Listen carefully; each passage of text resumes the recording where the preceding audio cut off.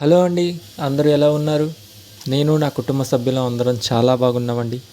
మీరు మీ కుటుంబ సభ్యులు కూడా చాలా బాగున్నారని ఆశిస్తున్నాను. ఎంత వేగంగా ఒక సంవత్సరం అయిపోయిందండి. అప్పుడే డిసెంబర్ నెల వచ్చేసింది.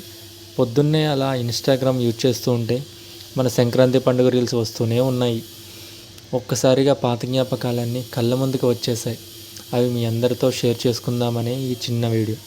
ఇది నా చిన్నప్పటి కథ, చిన్నపాటి కథ. చలికాలంలో జరిగే కథ, చల్లనైన కథ. ఇంకా చెప్పాలంటే మన అందరి జీవితంలో కూడా జరిగే కథ, జరుగుతున్న కథ. అది డిసెంబర్ మంత్ ఎండింగ్. మనస్సులో ఏదో తెలియని సంతోషం. న్యూ ఇయర్ వస్తుందని కాదండోయ్, దానికంటే పెద్దది, కమ్మనైనది. 3 రోజుల ముద్దుల పండగ.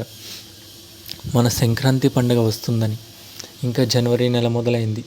మీకు తెలియందేముంది, స్కూల్ టైంలో జనవరి స్టార్ట్ అయిందంటే ఇంకా హాఫ్ ఇయర్లీ పరీక్షలు స్టార్ట్ అవుతాయి. ఒక పక్క సంక్రాంతి వస్తుందనే హ్యాపీనెస్, మరోవైపు పరీక్షలు బాగా రాయాలని ప్రిపరేషన్స్. అలా జరిగిపోతుంది అనగా చివరి పరీక్ష ఎండ్ అయ్యే 1 గంట ముందు సర్క్యులర్స్ ఇస్తారు, 10 రోజులు పండుగ సెలవులని. ఇంకా ఆ రోజు మధ్యాహ్నం నుంచి మామూలు హ్యాపీనెస్ కాదండోయ్. ఇంకా నెక్స్ట్ భోగి పండుగకి 2 రోజుల ముందు తాతయ్య వాళ్ళ ఊరు వెళ్ళేవాడిని. చుట్టాలందరూ పలకరించేవాళ్ళు. పిల్లనివ్వకపోయినా అందరూ ఏరా అల్లుడు ఎలా ఉన్నావు అని అడిగేవాళ్ళే. భోగి ముందు రోజు రాత్రి అయితే నెక్స్ట్ రోజు భోగి మంట దగ్గరికి వేరంగా పోవాలని అస్సలు నిద్ర పట్టేది కాదు.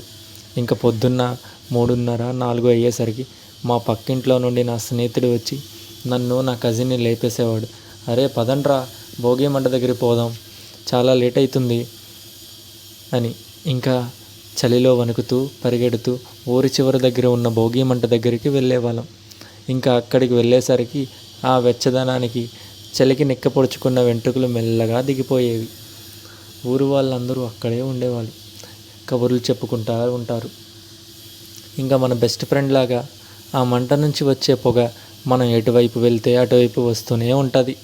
ఇంకా తెల్లవారు 6:30, 7 అయ్యేసరికి ఇంకా ఇంటికి పోయి కార్యక్రమాలన్నీ కంప్లీట్ చేసి ఇంట్లో చేసిన పిండి వంటలు తింటూ ఊరంతా షికార్లు, ఫ్రెండ్స్తో పేకాటలు. మళ్ళీ ఎప్పుడో రాత్రి 8కి అలా ఇంటికి వచ్చేవాళ్ళం. మధ్యలో ఆకలేస్తే ఇంటికి వచ్చి అన్నం పెట్టమని, డబ్బులు అయిపోతే డాడీ దగ్గరికి పోయి డబ్బులు అడగటం. పేకాట అంటే 100, 1000 అనుకుంటున్నారేమో, రూపాయి, 2 రూపాయలు. అప్పటిలో 100 రూపాయలు ఉంటే ఎంతో హ్యాపీనెస్.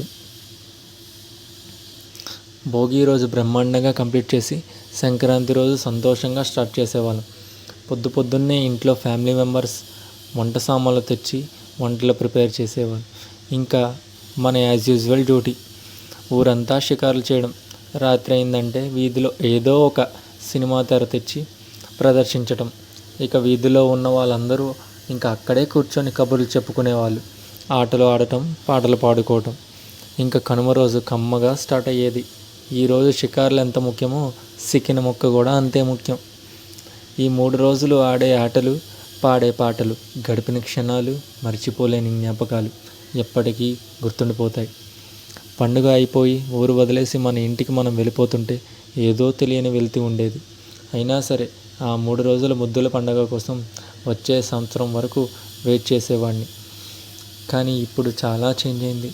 సంక్రాంతికి మన ఇంటికి వెళ్తున్నామనే ఎగ్జైట్మెంట్ అయితే ఉంది, కానీ తాతయ్య వాళ్ళ ఊరు సంక్రాంతి రోజు పొద్దున్నే వెళ్ళి సాయంకాలానికి తిరిగి ఇంటికి వచ్చేసే రోజుకి వచ్చేసాం. మనుషులతో కన్నా ఎక్కువ మొబైల్తో గడిపే రోజులకు వచ్చేసాం. ఏదైనా సరే సంక్రాంతి కోసం ఎదురు చూస్తూనే ఉంటాం. ప్రతి సంవత్సరం పండుగని 10 మందితో జరుపుకోవడానికి పరాయి ఊరి నుంచి సొంత ఊరికి ప్రయాణిస్తూనే ఉంటాం. ఈ వస్తున్న సంక్రాంతి మీరు మీ కుటుంబ సభ్యులందరూ కలిసి జరుపుకుంటారని ఆశిస్తూ ఇంతటితో సెలవు. మీకు మీ కుటుంబ సభ్యులకి నెల రోజుల ముందుగానే సంక్రాంతి శుభాకాంక్షలు. ఇంకా ఉంటానండి.